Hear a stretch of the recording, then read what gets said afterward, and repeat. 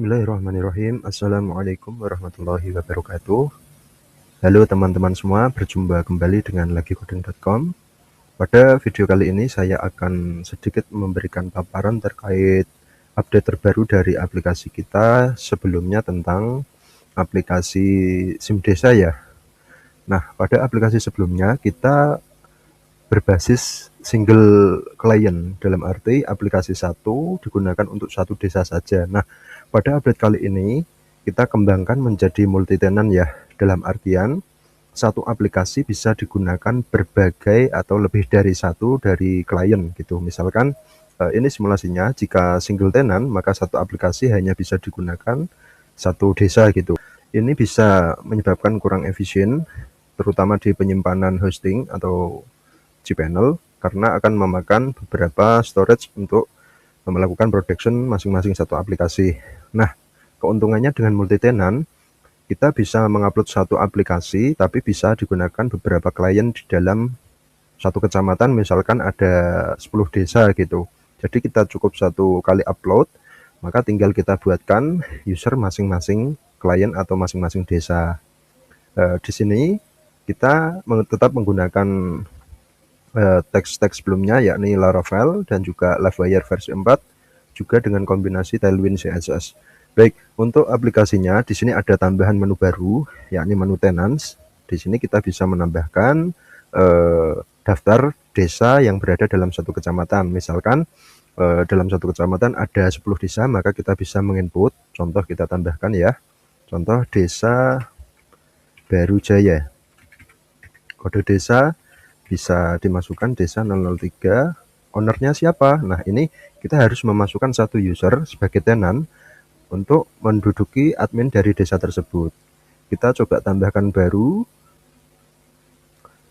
misalkan namanya admin desa Baru Jaya, barujaya@mail.com.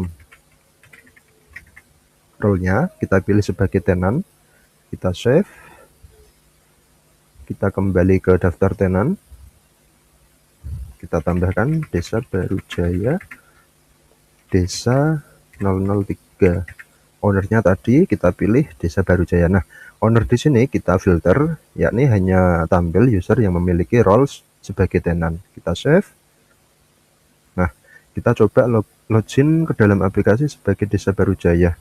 Kita buka tab baru, kita sign in.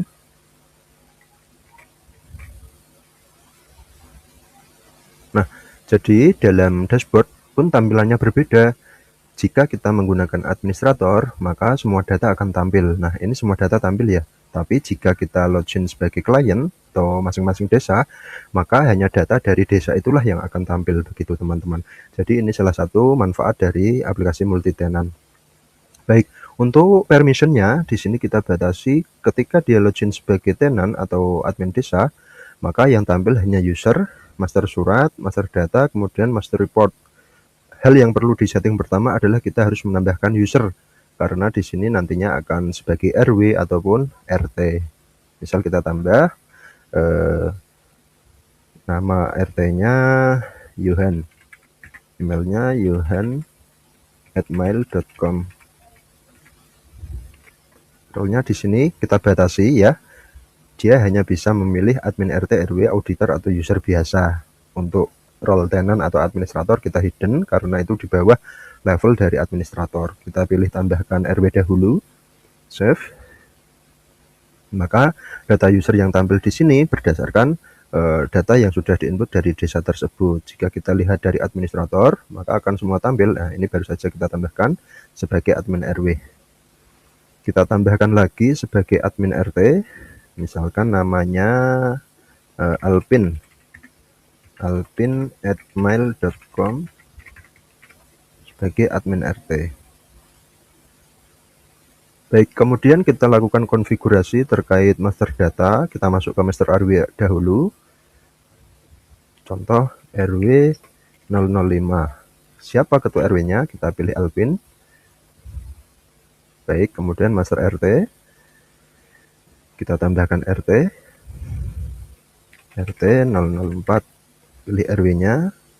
RW 5. Nah, RW di sini tidak rancu, jadi tidak akan bertabrakan dari klien satu dengan yang klien lainnya. Kita pilih Johan. Baik, untuk selanjutnya yang perlu disetting adalah master profile.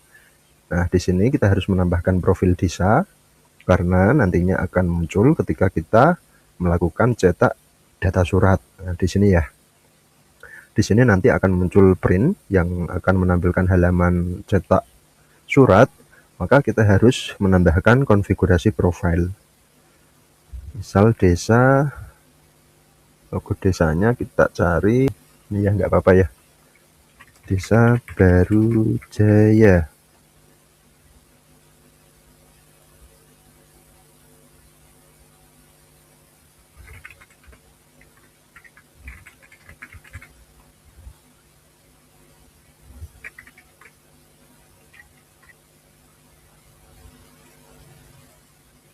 barujaya@gmail.com. Misal kita kasih ini dulu, kepala desanya Muhammad Ridho gitu. Oke, sudah. Maka ketika nanti kita melakukan konfigurasi pada cetak data surat, maka kita tidak akan mendapati error desa yang kosong. Kemudian langkah berikutnya tinggal mengisi master penduduk. Nah, master penduduk ini di-input oleh petugas RT. Kita coba masuk pada akunnya si Alvin. Kita logout dahulu.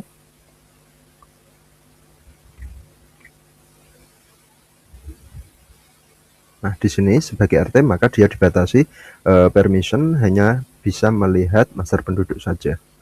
Di sini bisa menambahkan ya. Di sini kemudian pada